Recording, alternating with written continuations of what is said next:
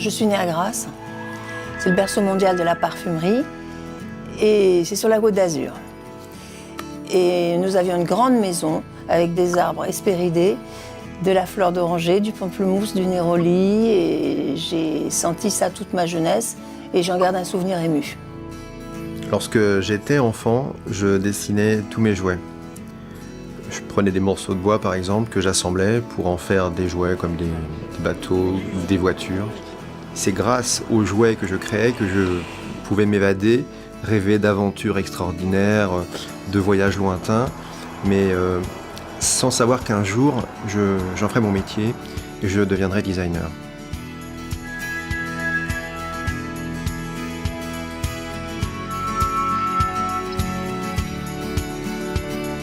Et j'ai voulu recréer ces odeurs, en faire une magnifique création pour les marques de parfumerie très connues dont j'entendais parler.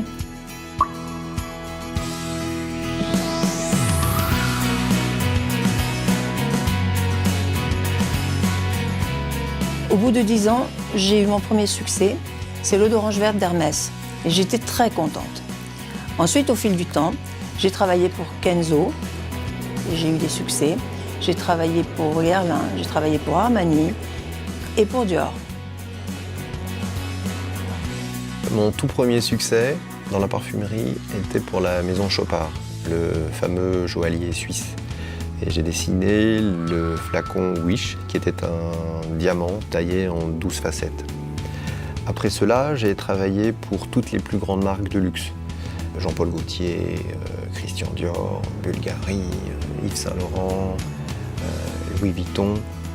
Je travaille aussi avec Oriflamme depuis 1996 et mon premier flacon était Éclat pour femmes.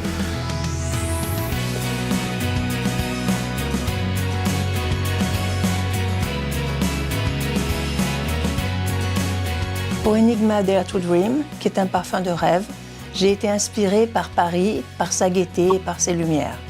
C'est un parfum qui fait rêver, qui donne envie à toutes les femmes de se sentir parisiennes, d'être belles, exubérantes, audacieuses, enfin amoureuses de la vie. En 2008, j'ai créé pour Oriflamme le flacon Enigma, qui a connu un immense succès à travers le monde. Mon idée était d'exprimer la sensualité féminine au travers d'un volume organique, construit de facettes qui se reflètent les unes dans les autres. Et lorsqu'Oriflamme m'a parlé du thème Dare to Dream, j'ai tout de suite pensé à habiller ce flacon de lumière, afin de le rendre encore plus sophistiqué, plus précieux. Ayant la chance de vivre dans cette magnifique ville de Paris, j'ai rêvé d'un flacon qui scintillerait un petit peu comme les lumières de Paris la nuit.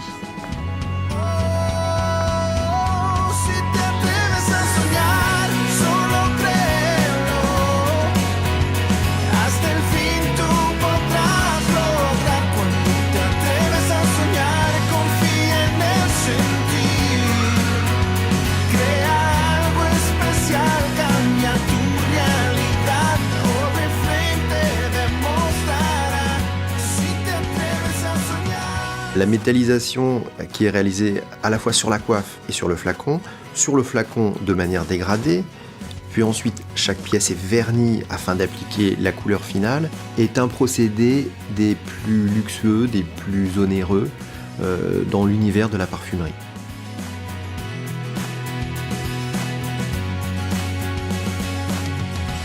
Et l'ensemble donne un parfum qui évoque le chic parisien.